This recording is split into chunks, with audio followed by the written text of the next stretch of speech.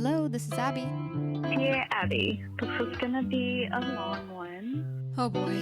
Dear Abby, how do you tell the difference between a new exciting crush and a rebound? Does it matter? Dear Abby. Dear Abby. Dear Abby. Welcome to our little corner of the internet. This is the Dear Abby podcast. I hope you stay and hang out with us. See you in a sec.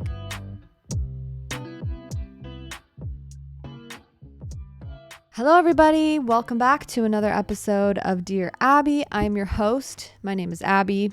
Welcome back. I hope you enjoyed last week's episode, and maybe that's why you are back again. So thank you for listening. I'm happy you're here. I'm happy to be recording. I was just thinking on my way home how weird it is to me that how different of a life I live now versus when I first started my podcast, because when I first started it, I was working from home and I would work like 4 hours a day and it was all at home and it was a pretty easy, good gig. So I would do a great job. I'd get everything done and then I'd have like all day to like prep for my podcast and all day to prep, to think about, to reflect. I'm using my energy for my brain only for the podcast and more social media stuff. But because I work like a corporate job, I don't have the same capabilities. But instead of that being a negative thing, I refuse to be complaining about it or negative about it because that's just the situation I'm in. Maybe one day, if I make it happen, I will be in a different situation. I can pour more time into this, but that's just where I'm at right now. And I'm grateful for both. And I'm grateful that I still can show up and have this type of an outlet, because even if I feel different showing up every time, when I'm here, like with you guys on my podcast, I remember why I ever spend any time doing this and recording and talking about mental health and all of that kind of harder stuff to talk about. And I'm grateful for the very small platform that I have to talk about this stuff. And sometimes I get scared I'm going to disappoint people, but that's okay. I probably have, and I probably will, but I don't mean to, and here we are. I hope you guys are having a wonderful week. I'm sitting here with my big old cozy earth blanket, my weighted blanket. This is not an ad, by the way, even though I did throw some ads the past couple weeks. If you saw that, you probably skipped through them. Hey, that's fine. But I gotcha. Your girl gets, I sometimes can ring in the sponsors about once a year, a couple of episodes, but hey, it's something. It pays for my my podcast feed. You know, it goes back into the RSS feed that I pay for and the website. So anyways, today we will do dubs and L's, then we will go into the details, and then we will go into the main topic of today's episode, which is attachments. And specifically there's going to be two parts of this. First part is with an OCD way of thinking and with mental health. We can have with OCD sometimes specifically, or anxiety, but for me, it really came hard with OCD, is this unrealistic rule book and also not real rule book that I think my life needs to look like or be like in order to be allowed to be satisfied or happy with my life. Sometimes it creates a lot of anxiety and distress when these rules are broken, or when my life isn't looking how I thought it was supposed to look. If I did everything right, it should be this way. And it's not like get married and have kids, like how you would think if you grew up religious, what that's supposed to look like. It's more a feeling. I always just assumed that you just are going to be happy all the time, that life isn't going to be that hard. Like, I know it'll be hard, but not like actually hard, or things shouldn't be testing my faith, or things shouldn't push past the point of insane uncomfortable feelings with. Or another rule that in my head there is I shouldn't struggle with intrusive thoughts. There's something wrong with me that I struggle with intrusive thoughts. That rule alone, and thinking that my life shouldn't involve intrusive thoughts, and because they do, my life is messed up forever and I can never be happy or satisfied. That's the kind of rule I'm talking about. So to share an example, that's what I mean. Like, sometimes we might have, and it might not just be with OCD, but for me, it felt very intertwined because it was this really rigid black and white way of thinking, which we talked about last episode, I believe, or maybe it was the episode before that. It's these rules that we think our lives need to abide by in order for them to be correct or the exact right way of living. If you have OCD sometimes as well, and again, I'm not a professional, this is just my experience and what I've observed. Sometimes with OCD, you kind of want to be told what to do. I just want to be told exactly, like, tell me exactly what to do. I don't want to have to feel the anxiety and the uncertainty that comes with not knowing that's the exact right thing to do. So I think that translates sometimes just in an overall life satisfaction, or I just want to be told what to do sometimes because it's really distressing and anxiety and it provokes a lot of anxiety within me and distress when I don't know what to do, or I don't know what the right answer is, and I don't feel like I know exactly the right thing in that moment is. And that can fall under this like moral scrupulosity and scrupulosity is just really it's just like attention to detail, like really, really like overly attentive to detail almost, where that's what they call it, like religious scrupulosity or moral scrupulosity. You're hyper fixating on these tiny little errors that you could make, and it's taking over your life where you're really, really, really hard on yourself and in a very unrealistic manner. And it becomes exhausting because you obsess over the small mistakes that you make or the small mistakes you could possibly make in the future. So you try to prevent it now. I digress a bit, but that's the first part. The second part of like the attachment that we're talking about is less to do specifically with OCD and just overall when we are super attached to things that either aren't helping us anymore, or as you know, in yoga teacher training, they always say, well, it's not serving you anymore. Whatever your wording is, that's like, this isn't helping. This isn't healthy. I don't feel like I can grow. I feel like I'm being bogged down by this. But we kind of have an attachment to it because we're used to it. It's comfortable, even though it might be painful, but it's comfortable. So we're suffering, but we're comfortable in it because we know how to suffer this way. So it could either be not helping us anymore, or it's just, we think that we need certain things, or I want this, but I really want this lifestyle. I really want this.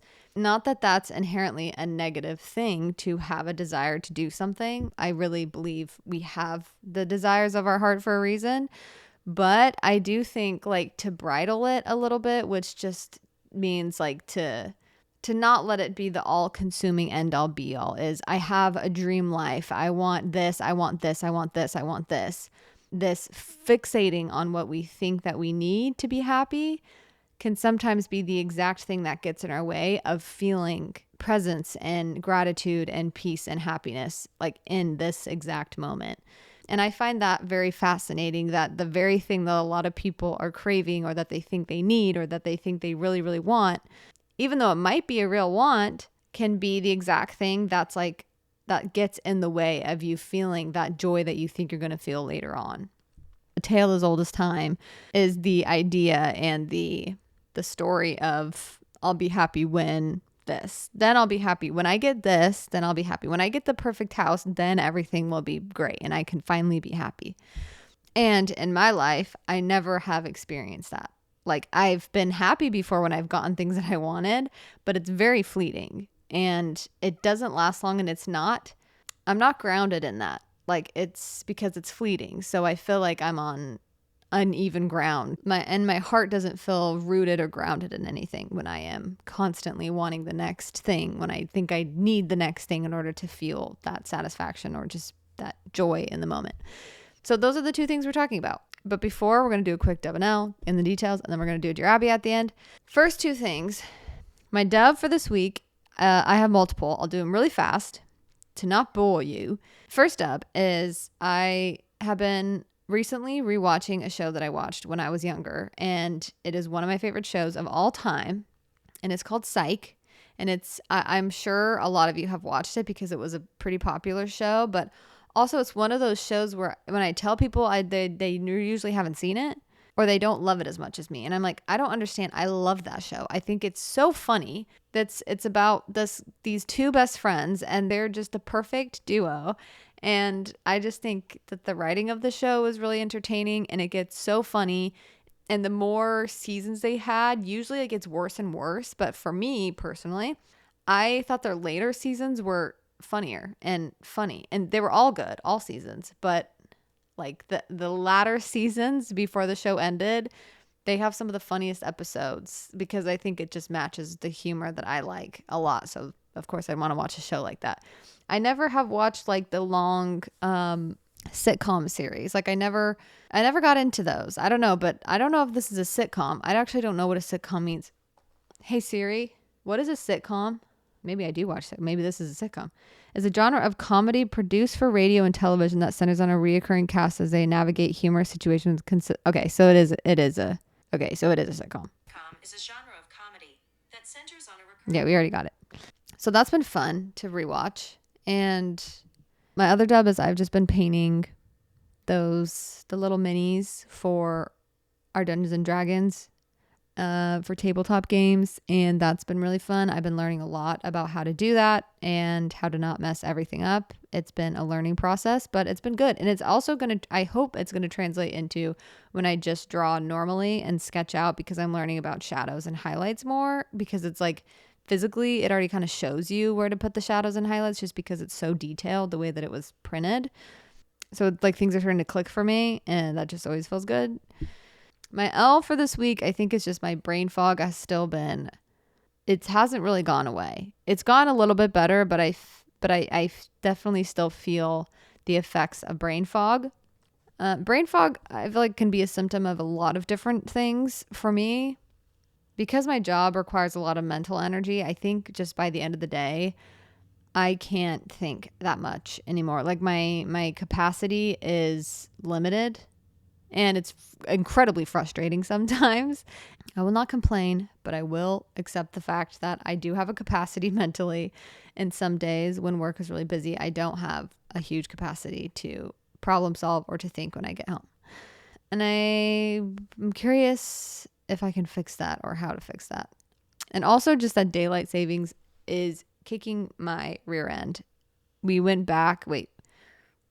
This confuses me. We went forward an hour.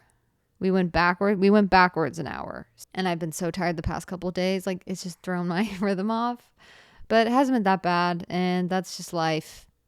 Things just move around. Then you have to adjust. But your bodies adjust pretty quickly. So I'm hoping in the next couple of days, my body will adjust to the new rhythm. Okay, let's go into the details. This weekend, we went camping. I went with my husband, and I don't remember exactly where we went, but we went in Southern California somewhere. We just drove a couple of hours. We take his truck and we stay in his truck. It's always really fun driving out there. It's just nice to get away from the city and be in the middle of nowhere, even though my mom, I swear, always is like, why are you in the middle of nowhere? Are you kidnapped or are you okay? And we usually try to go like once a month on a small camping trip just for the weekend. We'll leave after work for me, and then we'll just stay there till Sunday or Saturday and then drive home. I used to not love to camp. Like, I've always enjoyed it, I guess, but I never was excited to go camping like my husband would be. But I gave it a go because he was excited about it and I wanted to spend time with him doing things that he liked. So I went camping with him a couple of times when we were dating, and then we got married, and then we got engaged. Now we're married, and we've gone a lot of times together. And now it's one of my favorite things to do with him. And it's also just one of my favorite things to do for my mental health, because I go through the same process almost every single time. The first night I have a lot of existential OCD and anxiety where it's hard for me to look at the stars, because for me, it's not just, oh, that's beautiful. For me, it's a whole existential crisis of what the heck is happening and how are there so many stars and are those even real? And my OCD just starts to send me all of these like scary existential questions, and I kind of feel dread. And so the first couple of times I went, I was just miserable every single time, the whole time. And every night I would think that, versus now, because I've gone so much and I've done a lot of exposures with that, I can go. And the first night I usually feel that dread and I can't just enjoy like the night sky.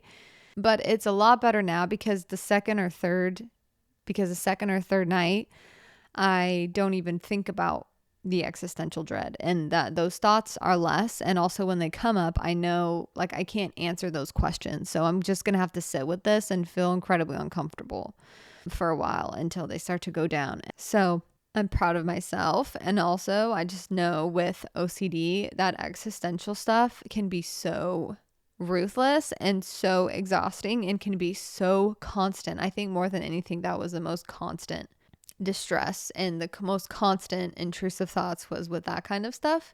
And that's when I was at my absolute worst. So I took that exposure stuff seriously. And also sometimes it just reminds me of how far I've come, and also that I do have OCD still, and I don't have any more answers than I did before in terms of answering those questions. Some of them I feel like I do because you think a lot about that stuff when you're experiencing that, especially when you don't know what it is. And also, even though sometimes I'm doing better, like those intrusive thoughts don't bother me as much and I know how to not go into the rabbit hole, it also doesn't take away from the fact how frustrating it still can be. Even if I try to be accepting and everything, it's like sometimes it still just feels exhausting to have it and to not just be able to look at the stars and be like, wow, that's beautiful. It's like all it is positive and wonder and beauty. And OCD can steal that thing, that wonder, that almost innocence of enjoyment from you. Not forever, because it does come back sometimes, but sometimes even when I'm doing better, I still feel this plateau, I guess. It can still feel hard, if that makes sense. Just because my OCD is better doesn't mean that I as a person am doing amazing, or that my depression has totally gone away, or any of that stuff. So it kind of leads into the main topic of today's episode, because as we were driving out there, I kept thinking, as we were looking at the stars or just going to bed at night, I kept thinking, how come like I don't feel so excited to be here, and I don't feel the way that I think I'm supposed to feel being here camping. And I'm doing good with my OCD, so I can be here, I can look at the stars, I'm doing the exposures, I'm feeling the uncomfortable things, but I still don't feel happy, or I don't feel what I think I'm supposed to be feeling. It kind of threw me back into this loop that I used to have, that I realize I'm still kind of doing. And it's a hard one to break for me, is thinking that I'm supposed to feel a certain way, and this attachment to this feeling that I'm supposed to feel this way in this situation. I want to think that everything is beautiful, and I want to think that the stars are beautiful, and that I just see wonder in that, and that's deep down how I want to feel, but I don't always feel that way. Then that discourages me, and then that makes me feel like, well, I'm breaking one of the rules of life that I'm supposed to follow.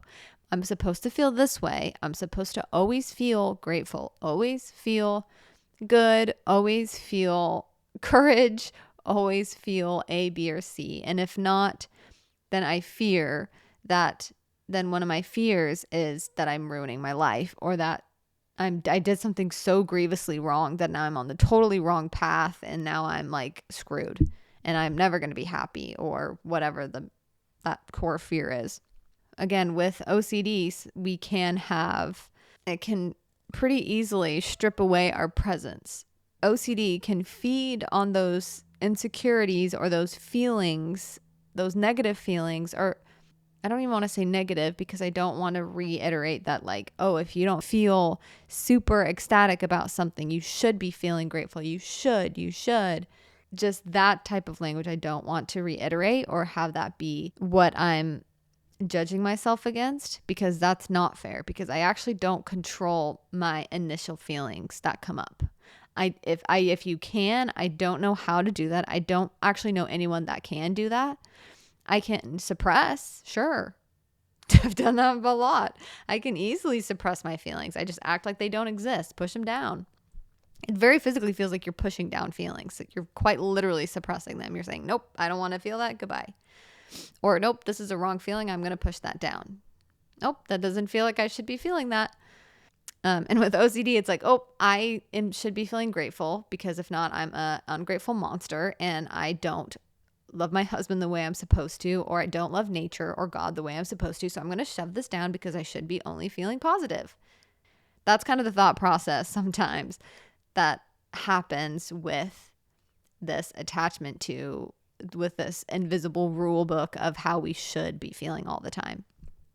When we do label feelings as good or bad, when really it can be a feeling coming up from you ate something and that did something to your body, and now you're reacting in a certain way, and it's kind of coming out emotionally because of some physiological system or something. It doesn't always mean that we are an ungrateful monster, or that we are miserable in our lives, or that we're not happy in our relationship, whatever it is, or that God doesn't love us anymore, or the universe has rejected us. Like, there's a lot of different, OCD can latch onto literally any fear. It can be a fear of rejection, and it can place it with faith. It can place that fear of rejection with the people in your life, with your job, your boss, online, with people online. It can literally twist anything into anything and try to get you to fix something that doesn't necessarily need to be fixed. Another thing within that invisible rule book that we might have with OCD is we might feel like our life is supposed to look a certain way. Or I think right now on social media, being a woman, I have a perspective on and an observation on how sometimes social media can influence what we think we need to have, or what we think we need to be, or how we need to feel about stuff, like something. I think being inspired is different than being influenced, and being influenced can be positive or it can be negative, right? In regards to thinking we need to feel or have certain things in order to be normal, or in order to be recognized as good or cool or normal, because we might feel fear and not be comfortable with being rejected by people online or by society. Fair enough. It's very scary to be rejected, especially on a grand scale like the internet. On social media and even on Pinterest. Also, Pinterest has had so many ads lately. I don't know if that's a new thing, but I have noticed that, and I need to figure out how to turn it off. That's besides the point. Even on Pinterest, social media, TikTok, Instagram, all of it, people talk a lot about aesthetics. Like, it kind of started out as like, here's my life, trying to post cool pictures. But now it's like these curated, not wanting to be curated type vibe photos and lifestyle. And you have people who are influencing a lifestyle. And again, that can be positive. If it inspires you to take something that they have talked about or that they like, and then kind of make it your own, not make it theirs, but you make it your own. That's like inspiration. The point is, it can be dangerous because we might feel like we have to, because when we look online of people that we look up to or women that we look up to, they're being told to curate their feed. They're being told to curate a certain aesthetic, a vibe, a certain way of life, and to sell that, basically. I mean, that's what they do. It's not inherently wrong or bad, but as a young woman and also now getting older, it still can be a good reminder to remember that even if it's like a person, their online presence is like a marketing tactic, and it is branding. And those people don't fit into that aesthetic in every aspect of their life. And this is really niche, but we might feel anxious that we don't fit into a certain aesthetic, or maybe we change aesthetics, or we change and we don't have a certain style. We don't nail down our style, but it could be because we don't really value that. You might not care what like your aesthetic is. You don't have to think about that, unless you're trying to create like an online brand, then that's a marketing strategy. But you can compartmentalize that a little bit. And last thing I'll say about that is, and I'm saying this obviously because I have felt pressure to become something that I don't feel connected to. And it's hard for me to act like I'm one thing when I'm not, and when I change all the time. Because sometimes I like wearing pretty dresses that are flowy and I want to feel like a princess. Other times I like wearing sweats, hoodie, and I feel like feeling more boyish. Like I like feeling like I can relax, that I can joke, like that I can be boyish. My interests can range from one scale to the other, like nerdy to not nerdy, I guess, technically. I don't know if you want to call it that, but hopefully this is making sense. But you don't have to shove yourself into one thing. And some people, they like that, and that feels like good to them. And you might be someone that's like, but I like to just stick with one thing. And it could be interests or hobbies. Now I'm kind of going on it. I'm digressing. But also there's a lot of people who have a million different interests, and it's hard for them to choose just one. So it might feel stressful to be told you have to choose one thing. I just think in this day and age, we get influenced a lot. So it's important to be aware of who's influencing you, and if that is influencing you to become another person. Before I move on to the next part of the attachments is, let me just say, to summarize this, there are like rules to live by that people have come up. There's literally books titled that. People have their own rules that they've created or that they've learned from maybe historical figures, biblical figures. There are a lot of things that help you live your life or have kind of rules to live by, but you also get to feel inspiration as to what those rules are and what feels true. And also, it's just a great exposure that when you feel like these rules are being broken, to just sit in that uncomfortable feeling of not being certain as to if you broke some rule of how life should be lived or not. Then use your values and live according to what you value. And those are your actual real rules, but they're not these really stringent, rigid rules. They're values of, hey, I don't know exactly what the right thing to do in this situation is. And the more we search for that mentally, or the more we search for that feeling, it's going to get exhausting. Because I feel like when we're acting from a place of deep within, then it feels like no matter what we do, we're going to figure it out. Because thus far, you've made a lot of choices and you've just kind of figured it out. The last thing I want to talk about was like regarding attachments is kind of just stemmed from this weekend when where was I? I think I was just at home. And I opened up Instagram, checked my notifications, looking through my friends' stories, and I don't actually remember what I saw, but I remember just scrolling for a little bit and thinking that I'm missing out on a lot, or I got this feeling, like this dread feeling that I'm not doing enough, or this feeling that I'm not enough because how come I don't have a house yet? How come my podcast isn't doing as well as this podcast? So as I'm starting to get these feelings, and I really didn't have a lot of thoughts with them, but I think just like certain feelings create certain thoughts, or vice versa. I don't really even know what comes first sometimes. But I just felt like I wasn't enough. Like I wasn't doing enough. I didn't have enough. I needed more. Like I needed more is kind of like what I felt. It was like just this. And it's interesting because I really believe that we don't need more. I think I need less. I want to get rid of clothes. I want to get rid of things that I never use, that somebody else needs. It doesn't feel good to kind of be like me. I deserve it all. And then, so I was feeling kind of like bugged by that. It's just like, why was I feeling that way? And then the weekend came. We went camping, and I love getting like a sweet drink on the weekends. I've probably said that before on the podcast. I don't drink caffeine throughout the week, but I like getting matcha on the weekends, like maybe on the Friday or a Saturday, because it's just like a sweet treat for myself. I love the taste. I love an Earl Grey matcha. And so when I am able to, I will go get one. But what I noticed was when I was camping, I was getting anxious. I was already feeling kind of like bugged by this feeling of like I'm not enough, or I need more. So when we went camping, I was getting like antsy to get home just because I wanted to get my sweet drink, like my matcha. And I wanted to and I needed my day to look exactly like this in order for it to be a good day. And I realized how that's kind of a trap for me. And it is a trap because I realized how much energy I was spending on just thinking and being antsy about getting home and having my night look exactly like A, B, and C. And if it wasn't going to look like that, I wasn't going to be happy and that I wasn't going to have a good weekend. And not that it was that dramatic, but it was like I felt like I couldn't just be present with my husband while we're camping, while we're driving home, because I wanted to get home in time for it to make sense for me to go get a drink.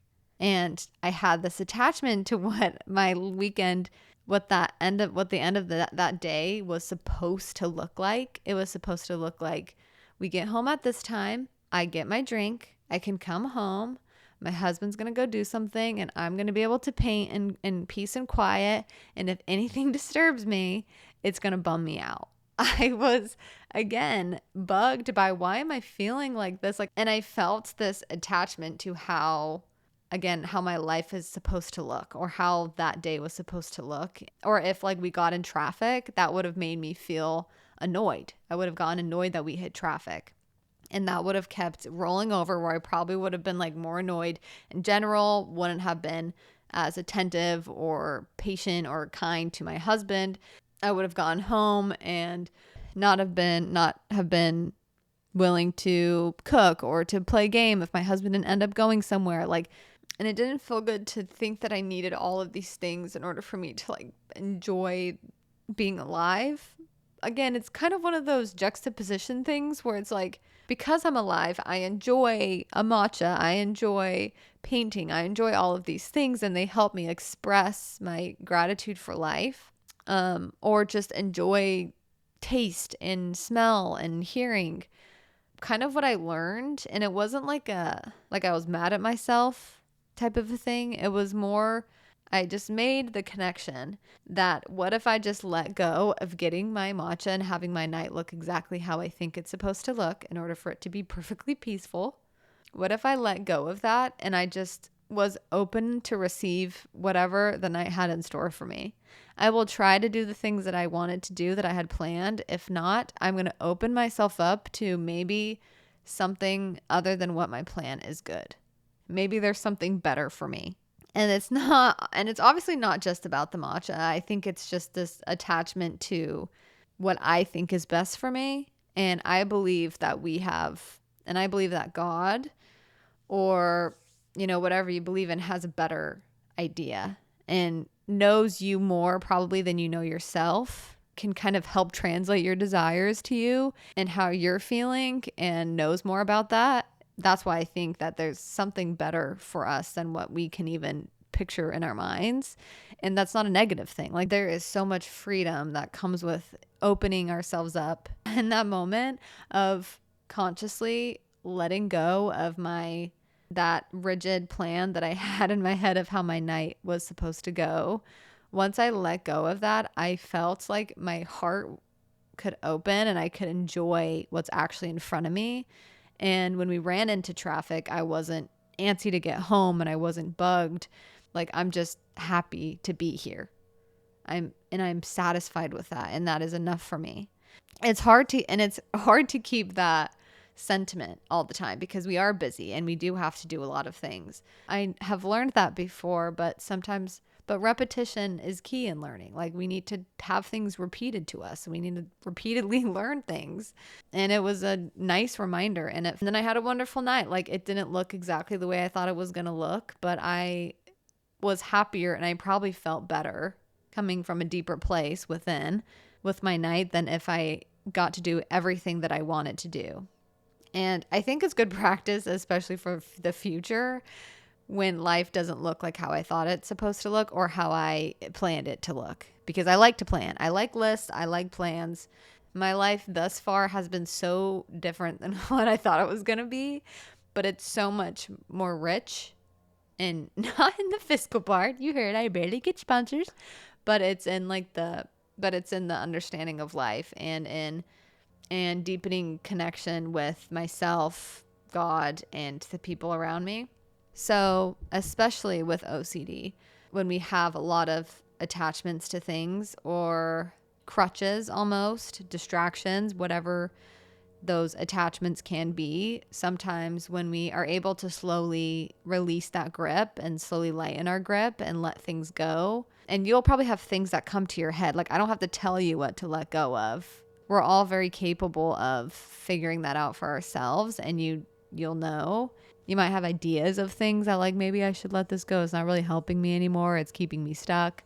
It feels like it's going to open up new doors for me in my life if I let it go. Then yeah, you don't really need my help with that.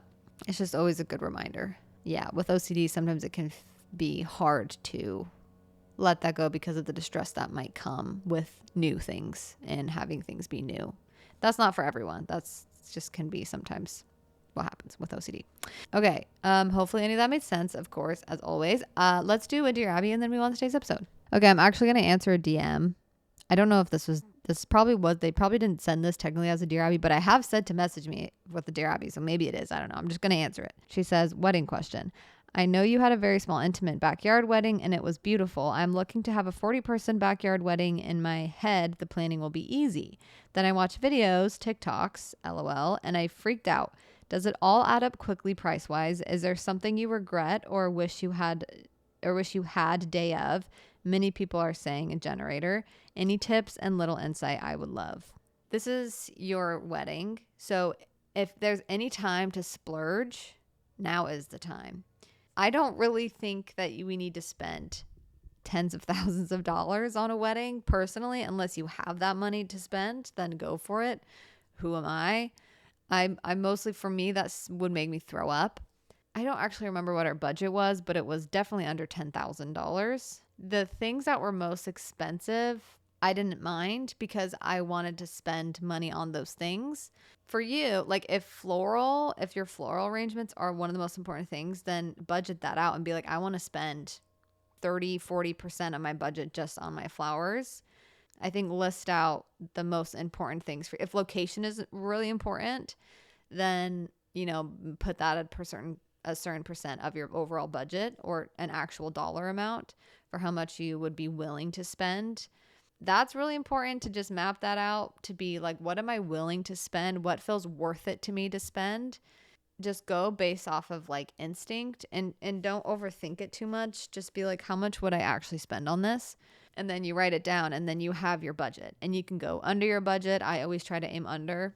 But for example, my floral arrangements were one of the most expensive things, but I didn't care. I went over budget because we were having a backyard wedding. There's not a lot of decor. Like I didn't really want a lot of decor. I just wanted florals and then some like candles and just make it romantic.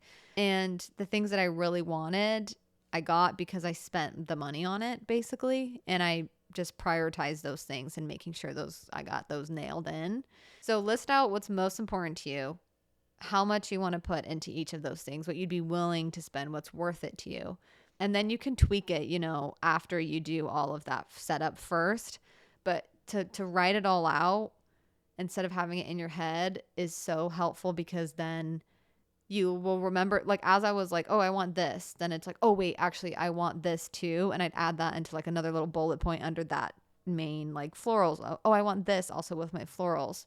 For me, what I really enjoyed about a small wedding was that I got to personalize a lot of things, like writing personalized notes to every single person. And I got help from my husband with people I didn't know, like brother-in-laws, where I'm like, I don't even really know him too well. I don't want to write him a personal note. It feels a little bit weird.